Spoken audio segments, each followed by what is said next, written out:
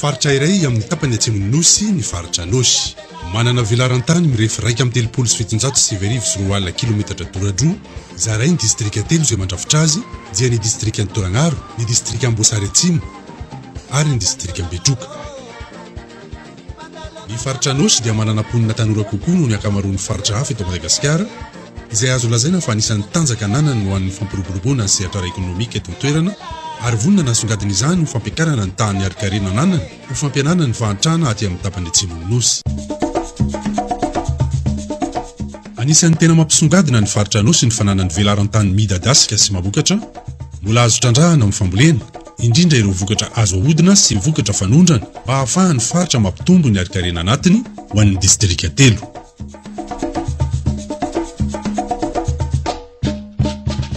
Manana karazam-bokatra fanondrana tena mampiavaka azy ny faritra Anôsy, na dia mbola ilaina ny fanatsarana ny kalitao mba hanana ny fenitra taky ny fenitra iraisam-pirenena.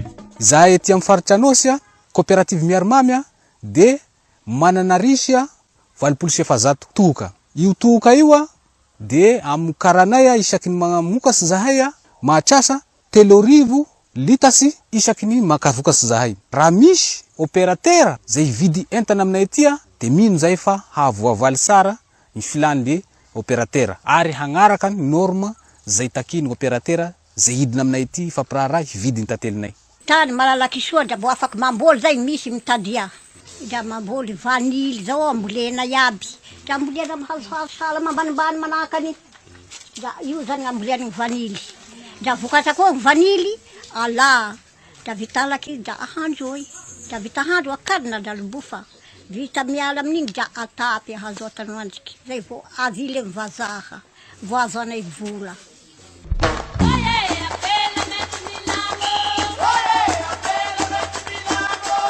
Anisan'ny antom-pivenoman'ny mponina eto amin'ny faritra Anôsy ihany koa ny sehatry ny jono, ka singanina manokana amin'izany ny jono an-dranomamy sy ny fiompiana trondro, izay mampiavaka manokana azy noho ny fananany loharano sy renirano ary farihy azo anaovana izany. Tsy mena amita amin'ny hafa raha ny resaka jono an-dranomasina no asian-teny, satria dia saika hita eto amin'ny faritra Anôsy avokoa ny hazan-dranomasina rehetra fahita any amin'ny ranomasimbe indianina, indrindra moa fa ireo karazana oramena na langouste sy ny huître izay tena mampiavaka ny faritra Anôsy. Agnisan'ny mivelona nagnampela na ny zaza mivelona agnatin'ny ranomasina ao. Ary za eto mana vokatry langouste zay manana 4 karazany zay eto. Oramena, oravandana, oramainty de razanorana. De manana koa zay huître. Da huître tena amin'ny qualité tena ilany ny firenena iraisam-pirenena. Satria zahay eto zany tena tsy misy zavatra an-dranomasina tsy misy aminay eto. Raha sahala aminahy zao tandroany ny resaka habesahany ny vokatry de nahazo 300 kg zay indray andro androany aho nahazo 300 kg. Raha ataosika hoe calculena zay mandritry ny vola raiky anahy raiky avao tena vokatry marobe miakatry eto amin'ny faritry nisy Saint-Lys ty eto.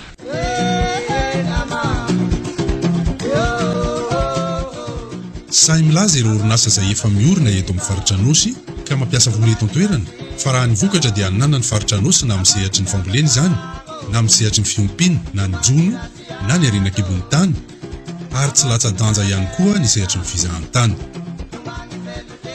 Raha ny sehatry ny fiompiana no resahana dia azo lazaina fa manana vokatra amin'ny kalitao tsara indrindra ny faritra Anôsy, toy ny henan'omby sy ny henan'ondry Amanosy izay vokarin'ny orinasa Bovima.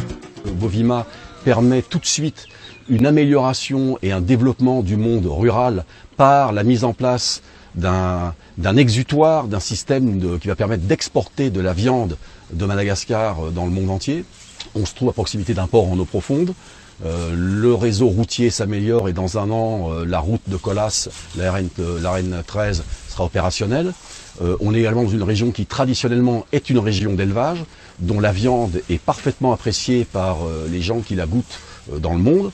Dans la mesure où on a un abattoir qui est halal et où on a accès aujourd'hui à du bétail de très bon goût et de bonne facture, on pense qu'on a un très fort potentiel dans un avenir court, moyen et long terme pour le monde de l'élevage et le monde de l'agriculture dans la région Anôsy, puisqu'on ne peut pas avoir d'animaux sans les nourrir.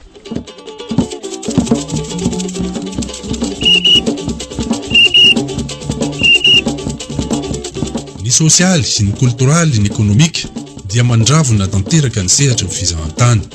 Ny Anôsy ny antandroy ary ny bara mandrafitra ny foko hita ato anatin'ny faritra Anôsy.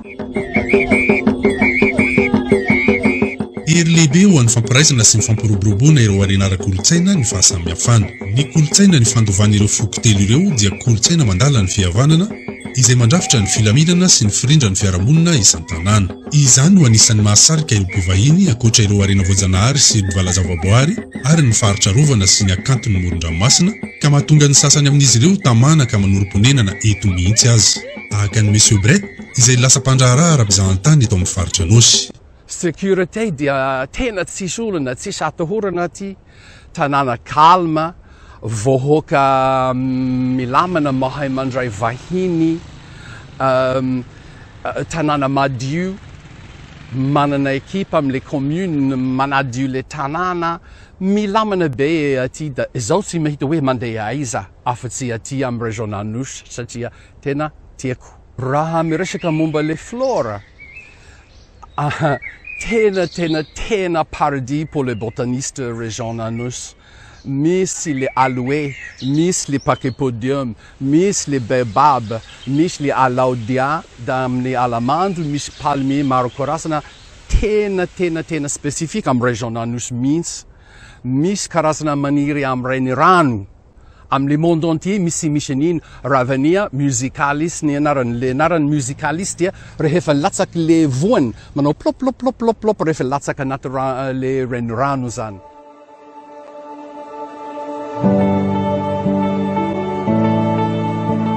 Varavarana efatra ny fidirana sy fivoahana eto amin'ny faritra Anôsy ka anisan'izany ny serana Tsambony Oala izay anisan'ny lehibe eto Madagasikara sy ireo nosy manodidina ary manamora ny fifaneraserana sy ny fifanakalozana ara-barotra atao anatin'ny firenena na amin'ny any ivelany. Marihana fa misy tetikasa manokana izay atao amin'ny serana Tsambony Oala mba handraisana an'ireo sambo majinika na ny cabotage national ka ahafahany mpandraharaha rehetra misitraka an'izany seranana izany. Misy ihany koa ny sarany manokana izay napetraka mahakasika an'ireo sambo majinika ireo izay sarany tena mirary tokoa satria mba afaka misitraka daholo ireo mpandraharaha ireo amin'izay fotoana izay.